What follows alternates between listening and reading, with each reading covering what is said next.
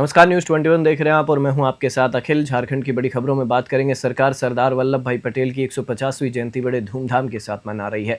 बोकारो में 19 नवंबर को कार्यक्रम का आयोजन किया जाएगा। धनबाद के बाद भाजपा सांसद ढुल्लू महतो ने बताया कि बोकारो सर्किट हाउस में मीडिया से बातचीत में बताया कि इसी दिन यूनिटी मार्च का आयोजन किया जाएगा। मार्च की शुरुआत सरदार वल्लभ भाई पटेल के प्रतिमा स्थल गरगा पुल से होगी और यह सेक्टर 5 पुस्तकालय मैदान तक जाएगी। सांसद ने कहा कि यह कार्यक्रम एक भारत आत्मनिर्भर भारत को मजबूती देने और युवाओं को समाज की मुख्य धारा से जोड़ने के उद्देश्य से आयोजित किया जा रहा है। मार्च में विभिन्न विद्यालयों, संगठनों और खेलों के खिलाड़ियों समेत लगभग 1000 युवा हिस्सा लेंगे और कार्यक्रम में युवाओं की भागीदारी और सक्रियता से संदेश मिलेगा कि वे देश के विकास में सहयोगी बने। बोकारो से जितेंद्र त्रिपाठी की रिपोर्ट।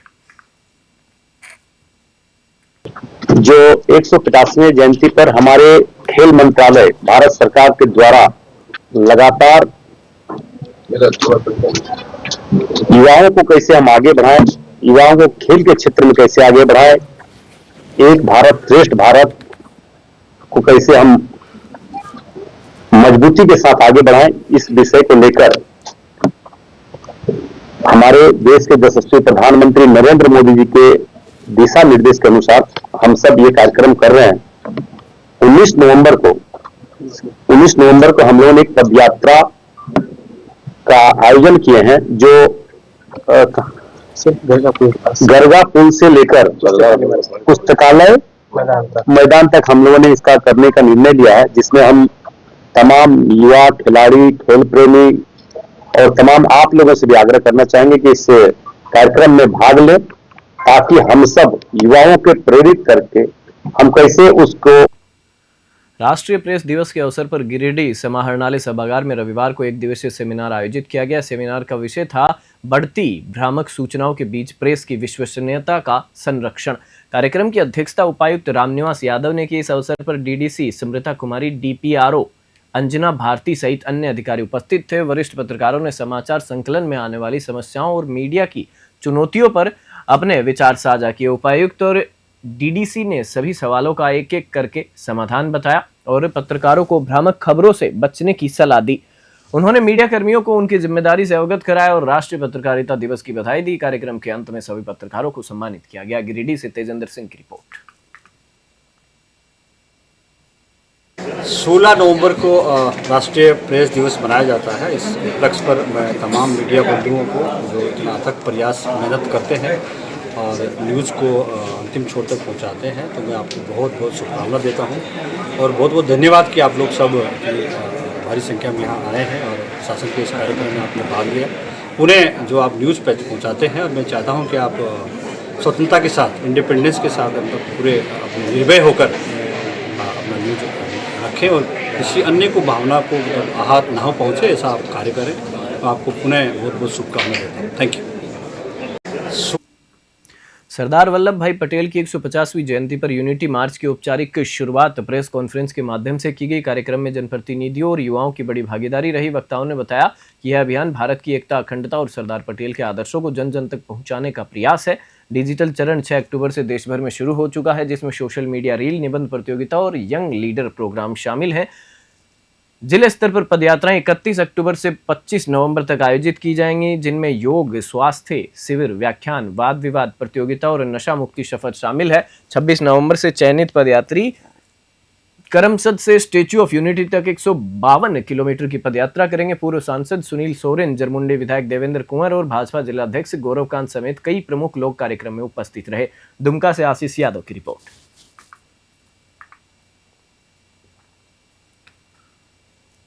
जिले के नाला प्रखंड के पाराडाल में पीसी सरना क्लब द्वारा आयोजित 3 दिवसीय फुटबॉल महाकुंभ का भव्य समापन हुआ। सुबह से शाम तक मैदान में तालियों की गूंज, नारे और रोमांचक मुकाबलों ने पूरे क्षेत्र को उत्सव जैसा माहौल दे दिया।